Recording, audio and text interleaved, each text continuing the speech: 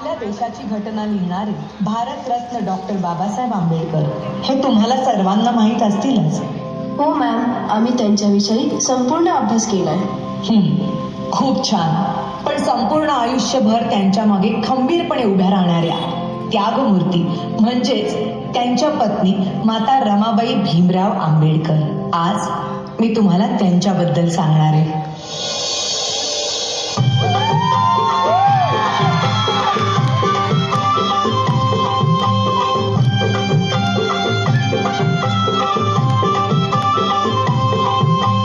वयाच्या 7व्याच वर्षी त्यांच्या आई वडिलांचं निधन झालं आणि घराची सर्व जबाबदारी त्यांच्या अंगावर पडली.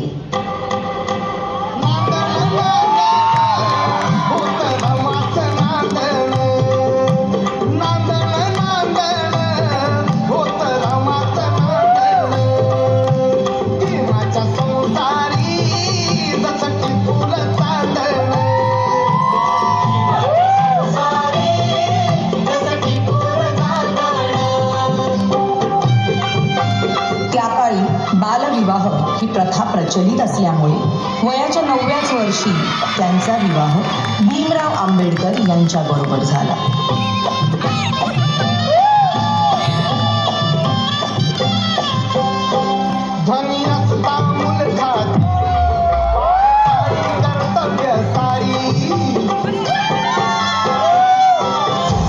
अगं, हे काय केलंस? एखाद्या वेळेस तू माझी काळजी घेतली नाहीस तरी चालेल, पण या पुस्तकांची काळजी तुला घेतलीच पाहिजे.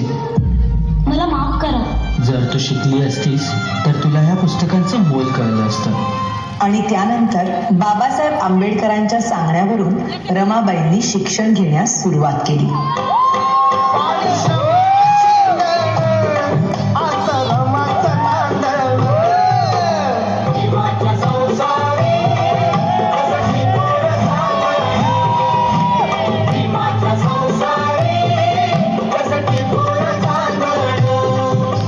पुढच्या शिक्षणासाठी बाबासाहेब आंबेडकरांना परदेशी जावं लागलं, म्हणून रमाबाईंनी संपूर्ण घराची जबाबदारी स्वतःवर घेतली.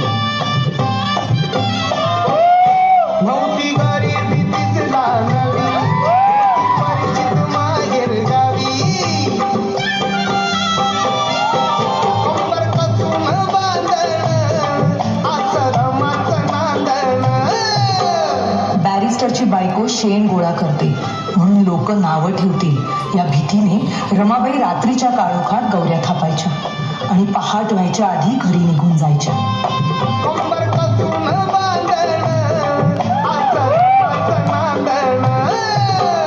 पण मॅडम, रमाबाईंची रमाई केव्हा झाली? रमाबाईंच्या 5 मुलांपैकी 4 मुलांचा मृत्यू त्यांनी खूप जवळून पाहिला होता. त्यानंतर लहान मुलांना उपाशी पोटी बघणं त्यांना कधीच सहन झालं नाही. अशाच एका वेळी भुकेल्या मुलांची दशा पाहुनी बांगड्या सोन्याच्या रमाईने दिल्या काढून आणि त्या दिवसानंतर सगळी मुलं रमाबाईंना रमाई बोलू लागली.